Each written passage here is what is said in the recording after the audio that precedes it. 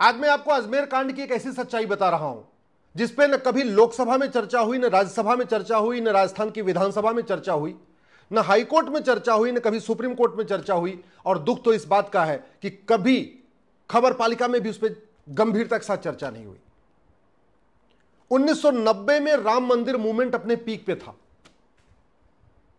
और यह पूरा का पूरा मूवमेंट 1990, 1991, 1992 तक चला। जब वो ढांचा गिर गया है तब तक यह मूवमेंट अपने पीक पे था। और अजमेर में उसी दौरान 1990, 1991, 1992 में खास तौर पे हिंदू लड़कियों को टारगेट किया जा रहा था। यह जो पूरा राम मंदिर का मूवमेंट था उससे बदला लेने के लिए लड़कियों को टारगेट किया जा रहा था। और टारगेट करने वाले कौन थे? अजमेर की एक बड़ी दरगाह से कनेक्टेड लोग थे। बदला ले रहे थे कि ठीक है तुम बनाओ राम मंदिर, हम तुम्हारी लड़कियों के साथ बलात्कार करेंगे। दुर्भाग्यवश 32 साल के बाद अब उनको सजा हुई है, लेकिन उनको बलात्कार की सजा मिली है। हिंदू होने के नाते जो उन्होंने बलात्कार किया था उसकी सजा नहीं मिली और सजा मिल भी नहीं सकती, क्योंकि हमारे देश में बलात्कार के लिए तो कानून है, बलात्कार के लिए सजा का प्रावधान है। लेकिन अगर पाक नापाक के आधार पर बलात्कार किया जा रहा हो, अगर इसलिए बलात्कार किया जा रहा है कि यह तो काफिर है, इसलिए बलात्कार किया जा रहा है, ये तो हिंदू है, ये तो जैन है, ये तो बौद्ध है, ये तो सिख है, अगर इसलिए बलात्कार हो रहा है कि ब्राह्मण है या क्षत्रिय है या वैश्य है या दलित है, तो उसके लिए अलग से कोई सजा ही नहीं है, उसके लिए अलग से कोई कानून नहीं है। हमारे यहां जो पॉक्सो कानून है या रेप के लिए प्रावधान है उसमें इस पे कहीं है ही नहीं है कि बलात्कारी की मंशा क्या थी। अपराध में सबसे इंपॉर्टेंट होता है कि अपराध करने वाला किस मंशा के साथ बलात्कार कर रहा है, किस इंटेंशन के साथ बलात्कार कर रहा है। 1990, 1991, 1992 में जो अजमेर में बलात्कार हुआ था और एक नहीं सैकड़ों बेटियों के साथ हुआ था, ब्राह्मण बेटियों के साथ भी बलात्कार हुआ था, क्षत्रिय बेटियों के साथ भी हुआ था, वैश्य माहेश्वरी जैन समाज की बेटियों के साथ बलात्कार हुआ था, दलित बेटियों के साथ भी बलात्कार हुआ था। वो केवल इसलिए बलात्कार नहीं हुआ था कि वो वहसी थे, वो दरिंदे थे, उनको केवल लड़कियों से बलात्कार करना था। वो बलात्कार इसलिए हुआ था कि वो लड़कियां हिंदू थी या जैन थी या सिख की बेटियां थी, ब्राह्मण थी, क्षत्रिय थी, वैश्य थी, दलित थी, कुल मिला के वो काफिर लड़कियां थी। तो जो सजा मिली है वो तो बलात्कार की मिली है। उस इंटेंशन की सजा कहां मिली, उस मनसा की सजा कहां मिली जिस इंटेंशन के साथ, जिस मनसा के साथ बलात्कार किया गया था। और कानून का खौफ क्यों नहीं पैदा हुआ? क्योंकि इनको फांसी होनी चाहिए थी, लेकिन हमारे पास ऐसा कोई कानून नहीं है। 32 साल लंबा क्यों चला मामला? क्योंकि हमारे पास नार्को पॉलीग्राफ ब्रेन मैपिंग कानून नहीं है। मैं तो आज कह रहा हूं, आज मैं राजस्थान की सरकार से कह रहा हूं, अभी डिस्ट्रिक्ट कोर्ट ने सजा दिया है, आप डिस्ट्रिक्ट कोर्ट में एक एप्लीकेशन फाइल करिए कि हमको इनका इंटेंशन समझना, इन्होंने किस इंटेंशन के साथ बलात्कार किया था। और जितने बलात्कारी हैं इनका narco polygraph brain mapping test करिए, उसमें एक ही सवाल पूछिए कि तुमने बलात्कार क्यों किया, तुमने किसी मुस्लिम लड़की के साथ बलात्कार क्यों नहीं किया, तुमने 100% केवल हिंदू लड़कियों के साथ क्यों बलात्कार किया। अपने आप वो खुद बता देंगे कि हां उनको नफरत थी, ये राम मंदिर मूवमेंट का बदला लेना था, इसलिए उन्होंने बलात्कार किया था। वो खुद ही बताएंगे। आप एक बार करके देखिए, तो एक बार आप नार्को पॉलीग्राफ ब्रेन मैपिंग कर लीजिए। अभी भी कोई बहुत मौका, अभी भी मौका है।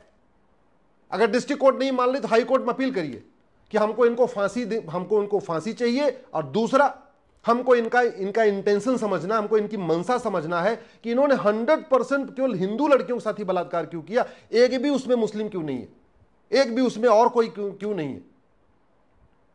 यह न्याय नहीं हुआ पूरा, अभी ये अधूरा न्याय है।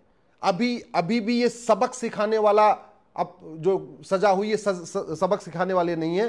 पहली बात तो ये कि 32 साल के बाद हुआ है, किसी भी वहसी दरिंदे की 100% संपत्ति जब्त नहीं हुई। ये जितने वहसी दरिंदे थे कोई ऐसे नहीं, कोई सड़क छाप टाइप के नहीं थे, सब बाकायदा संपन्न परिवारों के थे। उस जमाने में इनके पास वीडियो रिकॉर्डिंग की व्यवस्था होती थी 1990, 91, 92 में, जबकि उस समय स्मार्टफोन आया ही नहीं था। उस समय इनके पास कैमरे हुआ करते थे, उस कैमरों से ये वीडियो बनाया करते थे। और बड़का ऑर्गेनाइज क्राइम था, ऐसा नहीं कि उसमें एक व्यक्ति इन्वॉल्व था, पूरा एक सिंडिकेट था। तो ना उस पूरे सिंडिकेट के हिसाब से इनको सजा मिली, इनको तो सिंपल बलात्कार की सजा मिल गई। इनको केवल और केवल इनकी मंशा के लिए इनको सजा नहीं मिली, इनके इंटेंशन के लिए इनको सजा नहीं मिली। हां, इन्होंने रेप किया इसलिए सजा मिल गई। 32 साल के बाद सजा इसलिए मिली, नार्को पॉलीग्राफ ब्रेन मैपिंग नहीं है। फांसी इसलिए नहीं हुई कि हमारे पास अगर आदमी कोई नफरत के आधार पर बलात्कार कर रहा हो, हिंदू होने के आधार पर बलात्कार कर रहा हो, तो ऐसा हमारे पास कोई कानून नहीं है, आज भी नहीं है, ना उस समय था ना आज है। समाधान क्या है? सबसे पहले तो भारत में एक अमेरिका के फेडरल पिनल कोड जैसा एक यूनिफॉर्म पिनल कोड बनाया जाए। अमेरिका के पिनल जो फेडरल पिनल कोड है, इसमें जो मर्डर है, उस मर्डर में भी यह देखा जाता है कि उसका इंटेंशन क्या था। क्या वो नफरत के आधार पे मर्डर कर रहा है, क्या वो नफरत के आधार पे बलात्कार कर रहा है, वो हेट क्राइम कर रहा है, वो किस तरीके से, क्या वो जेनोसाइड कर रहा है, वो बलात्कार कर रहा है तो केवल सिंपल अपनी भूख मिटाने के लिए बलात्कार कर रहा है, या उसकी मंशा में इसलिए है, उसकी मंशा है कि नहीं हमको हिंदू लड़कियों के साथ बलात्कार करना। हमने ऐसा कहीं कानून बनाया नहीं, हमने मंशा इंटेंशन पे कोई फोकस ही नहीं किया। हमारे यहां मर्डर की एक धारा है, अमेरिका में मर्डर की 10 धारा है। ये मैं आपको फेडरल पिनल कोड दिखा रहा हूं, आपको दिख रहा हो, अलग अलग मर्डर की अलग धारा, बुचरिंग की अलग धारा, मैनस्लॉटर की अलग धारा, जेनोसाइड की अलग धारा, हेट क्राइम की अलग धारा। मर्डर की जो मंशा है और मर्डर जिस तरीके से किया गया है उसके लिए अलग अलग धारा है। हमारे यहां मर्डर की भी एक धारा, हमारे यहां बलात्कार की एक धारा, हमारे यहां कहीं कोई ऐसा अलग से हमने प्रावधान ही नहीं किया कि बलात्कारी की मंशा क्या थी। वो केवल इसलिए नफरत करता इसलिए बलात्कार कर रहा था, या अपनी हबस मिटाने के लिए, अपनी भूख मिटाने के लिए बलात्कार किया, ऐसा हमारे पास कोई धारा नहीं है।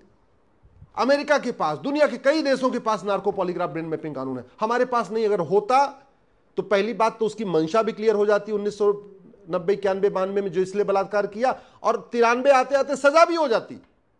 दुख देखिए, नार्को पॉलीग्राफ ब्रेन मैपिंग कानून होना चाहिए, ना इस पर लोकसभा में चर्चा हो रही है, ना राज्यसभा में चर्चा हो रही है, ना किसी विधानसभा में चर्चा हो रही है। भारत में जस्टिस विद इन ईयर होना चाहिए, 1 साल के अंदर मुकदमों का फैसला होना चाहिए, और बहुत संभव है, आराम से हो सकता है। एक पुलिस चार्टर लागू कर दिया जाए, जुडिशियल चार्टर लागू कर दिया जाए, सिटीजन चार्टर लागू कर दिया जाए, एडमिनिस्ट्रेटिव चार्टर लागू कर दिया जाए, आराम से साल भर के अंदर मुकदमे का फैसला होना शुरू हो जाएगा। लेकिन न लोकसभा में चर्चा हो रही, न राज्यसभा में हो रही है, न विधानसभा में हो रही है, न डिस्ट्रिक्ट कोर्ट में इस पर चर्चा हो रही है जस्टिस विद इन ईयर के ऊपर, न हाई कोर्ट में हो रही है, और बाकी तो छोड़िए, खबर पालिका में भी चर्चा नहीं हो रही, मीडिया में भी चर्चा नहीं हो रही।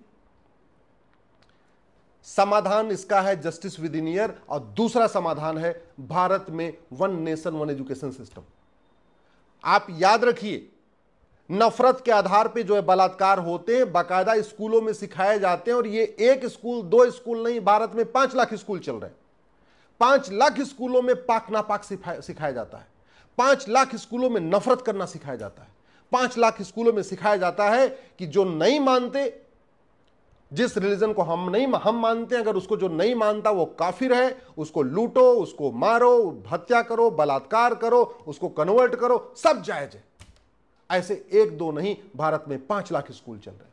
सरकार अगर चाहती है भारत बचे, भारत की हालत अफगानिस्तान जैसी ना हो, भारत की हालत पाकिस्तान जैसी ना हो, भारत की हालत बांग्लादेश जैसी ना हो, जो 1947 में हुआ था, या 2024 में बांग्लादेश में हो रहा है, या जो 1990 में कश्मीर में हुआ था, वो बचे हुए भारत में न हो, तो सरकार को तत्काल भारत में यूनिफॉर्म एजुकेशन सिस्टम लागू करना ही चाहिए। 10वीं तक, कम से कम 10वीं तक one nation one education board, one nation one syllabus, one nation one curriculum, कोई विदेशी भाषा नहीं, कोई विदेशी किताब नहीं, कोई विदेशी तालीम नहीं, केवल भारतीय भाषा, भारतीय शिक्षा, भारतीय संस्कार, हमारे पूर्वज, हमारा इतिहास, हमारे ऋषि महर्षि, हमारी भारत की जो वैचारिक हमारा हिंदू जीवन पद्धति है, केवल और केवल ये सिखाया जाए। वसुधैव कुटुंबकम सिखाया जाए, जननी जन्मभूमि से सिखाया जाए, जो वेद पुराणों में हमारे ऋचाएं लिखी हैं उनको सिखाया जाए, भगवत गीता सिखाया जाए। और ये बात मैं इसलिए बार बार कह रहा हूं, अगर हमने गुलामी के नाम नहीं हटाए, गुलामी के निशान नहीं हटाए, गुलामी की कुरीतियां खत्म नहीं किया, गुलामी की कुप्रथाएं खत्म नहीं किया, अगर हमने गुलामी की पुलिस व्यवस्था नहीं बदली, गुलामी की दंड व्यवस्था नहीं बदली, गुलामी की न्याय व्यवस्था नहीं बदली, अगर हमने गुलामी की प्रशासनिक व्यवस्था नहीं बदली, अगर हमने गुलामी के चीजों को जारी रखा, अगर हमने कांग्रेस ने जो 50 कानून बनाए इस भारत को बर्बाद करने के लिए, उन कानूनों को खत्म नहीं किया, चाहे वक्फ एक्ट है, चाहे माइनॉरिटी कमीशन एक्ट है, चाहे ऐसे 50 कानून जो चल रहे, तो याद रखिएगा भारत बर्बाद हो जाएगा। अगर हमने ये विशेष दर्जा बंद नहीं किया, विशेष स्कूलों को बंद नहीं किया, विशेष बोर्ड नहीं बंद किया, विशेष ट्रिब्यूनल नहीं बंद किया, विशेष आयोग नहीं बंद किया, विशेष मिनिस्ट्री नहीं बंद किया, तो 2047 में वही होगा जो 1947 में हुआ था। इसलिए मैं आपसे निवेदन कर रहा हूं, भारत में जस्टिस विद इन ईयर लागू करने की मांग करिए, समान शिक्षा समान नागरिक संहिता लागू करने की मांग करिए, घुसपैठ नियंत्रण के खिलाफ कठोर कानून की मांग करिए, धर्मांतरण नियंत्रण के लिए कठोर कानून की मांग करिए, जनसंख्या नियंत्रण के लिए कठोर कानून की मांग करिए, अश्लीलता नियंत्रण के लिए कठोर कानून की मांग करिए, नशा नियंत्रण के लिए कठोर कानून की मांग करिए। ये कानून ही आपको बचा पाएंगे, हमें बचा पाएंगे, आपके बच्चों को बचा पाएंगे, हमारे बच्चों को बचा पाएंगे।